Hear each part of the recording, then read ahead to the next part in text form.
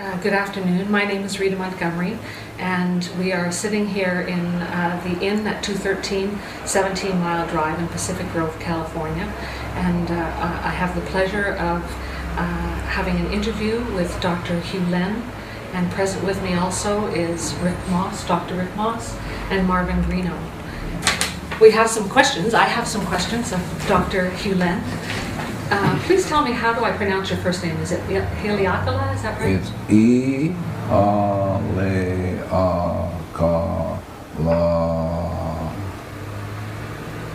E-A-L-E-A-K-A-L-A.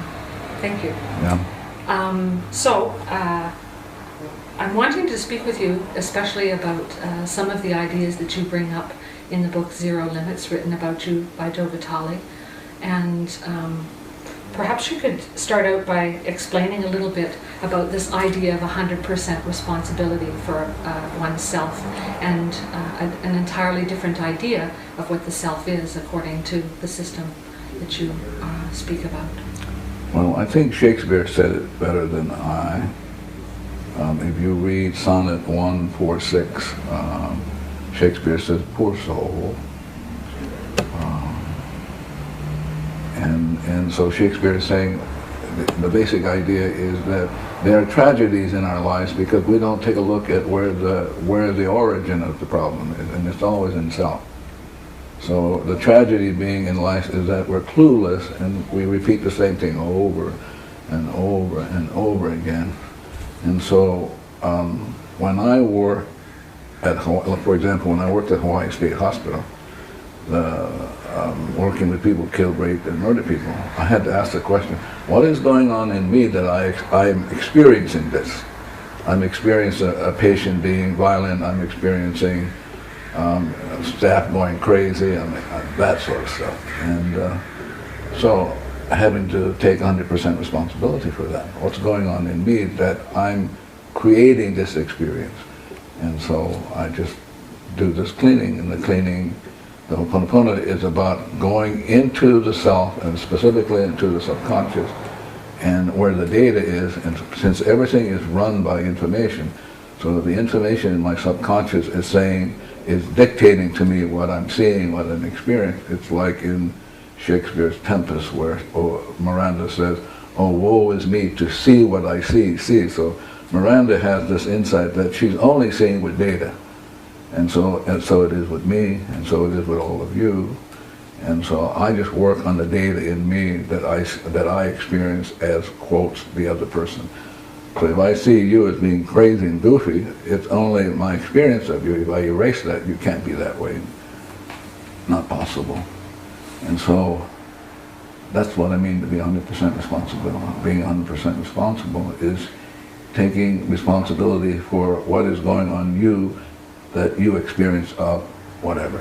Could I ask you to clarify just a little point? You said, what is it in me that is experiencing this? Yeah. Could you clarify what you mean by experiencing? Do you mean perception? No, I don't even mean that. Perception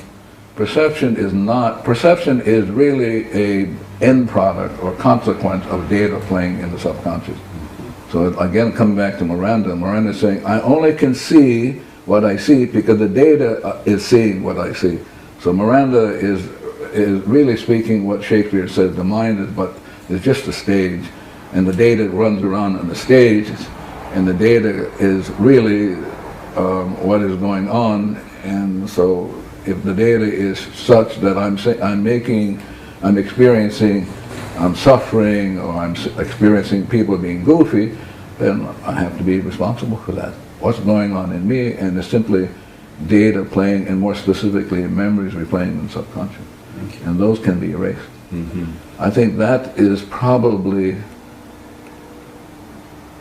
the most profound thing about this Ho'oponopono, is that you could erase data. Could you give us an example of what it feels like or looks like for data to be erased, or is that not something that can be done in this kind of setting? I'm not sure what you're asking. Could you give us an example of cleaning? I mean, how do we erase the data within our own minds? Is that something that could be Yes, discussed? of course. You can teach it. Trees can do it. Cars can do it. Anybody can do it.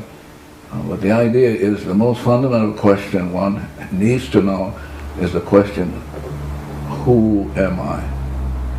And most people have no idea about who they are, and therefore are not allow the data in them to speak for them, as opposed to choosing to not have the data by erasing it. And so it's coming back to great sages like Jesus. Jesus said, love your enemies, and your only enemy is the memory replaying that you experience as a judgment, anger, resentment, hate, annoyance. And so the Ho'oponopono is about falling in love with the data and saying to the anger, I love it, saying to the memory that replays the anger, I love you, thank you for showing up, and giving you one more chance to free you.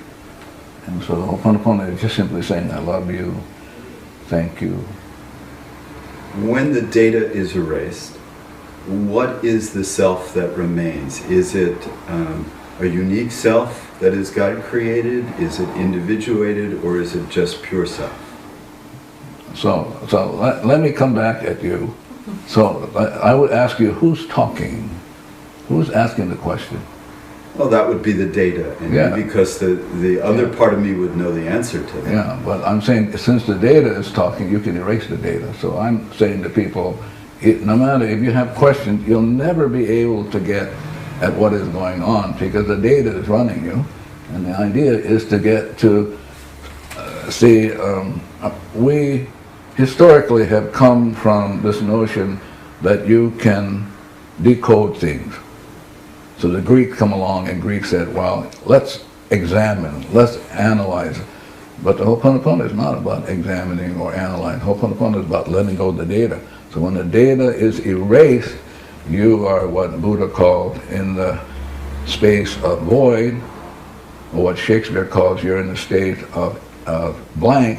And it is when you are in that state of emptiness, void, and blank, then this inspiration comes through. What quantum physics called the phantom force of nothing. So it's a state of nothingness? I'm sorry? I'm sorry, it's a state of nothingness that you're But describing? you have to really be careful because one has to be as precise as possible. No thought? No words? No, not no thought, no data plane. So what does that mean to have no data free? That means you're free. You're absolutely free when no data plays. And it's only at freedom, or I'll use another word, clarity. Clarity is defined as no data playing. No data meaning no memory replaying in the subconscious that one experiences. So let's say you get the mind back to zero. This is what Jesus called the stone or the foundation.